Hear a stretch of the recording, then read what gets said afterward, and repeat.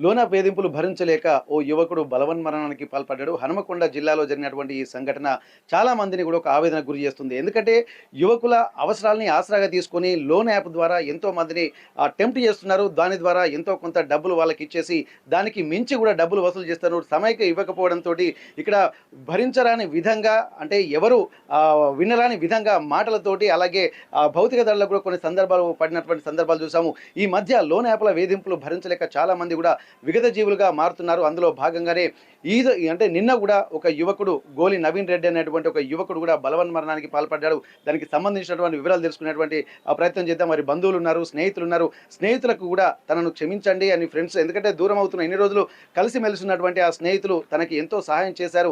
ఆ సహాయం చేసినటువంటి స్నేహితుల్ని కూడా తన నుండి వెళ్ళిపోతున్నాను, నన్ను క్షమించమని చెప్పి స్నేహితులకు కూడా ఫోన్‌లో మెసేజ్‌లు కూడా పెట్టి విగత జీవిగా మారినటువంటి సందర్భం. ప్రస్తుతానికి ఏం జరిగిందో తెలుసుకుందాం. నవీన్ రెడ్డి బలవన్మరణానికి కారణాలేంటి? లోన్ యాప్ వేధింపులు ఎంత తీవ్ర స్థాయిలో ఉన్నాయో తెలుసుకునేటువంటి ప్రయత్నం చేద్దాం. ప్రస్తుతానికి వాళ్ళ బంధువులు వాళ్ళ మామ రాజురెడ్డి ఉన్నారు. తర్వాత వాళ్ళ ఫ్రెండ్స్ ఉన్నారు. వాళ్ళతోటి మనం మాట్లాడదాం. ఎందుకంటే ఇది విపరీత ధోరణితోటి ఎంతోమంది యువకులు విలువైన ప్రాణాల్ని కాపాడుకుంటున్నారు. అంటే ప్రాణాల్ని కోల్పోతున్నారు. దానికి సంబంధించి ఎట్లాంటి పరిస్థితుల్లో తెలుసుకుందాం. రాజురెడ్డి గారు ఇప్పుడు ఈ లోన్ యాప్‌లో ఏందంటే ఇప్పుడు మీ అల్లుడు ఒక్కడే కాదు ఎంతో మంది చూస్తున్నాము. ఎన్నో కంప్లెయింట్స్ వస్తున్నాయి. పోలీసులు కూడా దీని మీద ఎన్నో కేసులు నమోదు చేస్తున్నారు. అయినప్పటికీ కూడా వీళ్ళ ఆగడాలు కూడా ఉండట్లేదు. అది విదేశాలకు చెందినటువంటి యాప్‌లు కూడా చాలా వస్తున్నాయి. నోటిఫికేషన్ ఓపెన్ చేస్తేనే ఆ ట్రాప్‌లో పడ్డట్టుగా మనం చూస్తున్నాం. మరి నవీన్ రెడ్డి ఏ విధంగా ఆ ట్రాప్‌లో పడ్డాడు? మీకున్నటువంటి సమాచారం ఏంటి?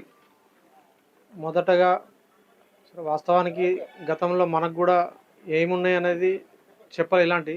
కొన్ని రోజుల క్రమంలో కొన్నే ఉన్నాయంటే మేము ఈ మధ్యలో కుటుంబ సభ్యులు అందరూ అనుకోని కొన్ని కట్టేసినాం. వాస్తవానికి ఏందంటే నిన్న స్టేటస్‌లో ఏందంటే మీకు నేను కొన్నే చెప్పినా ఈ మధ్యలో ఇంకా కొన్ని ఉన్నాయి అని చెప్పి వాటిని చెప్పలేక కొంచెం వాస్తవానికి భయపడ్డాడు. కానీ ఇలాంటి సంఘటన జరగడం చాలా దురదృష్టకరం.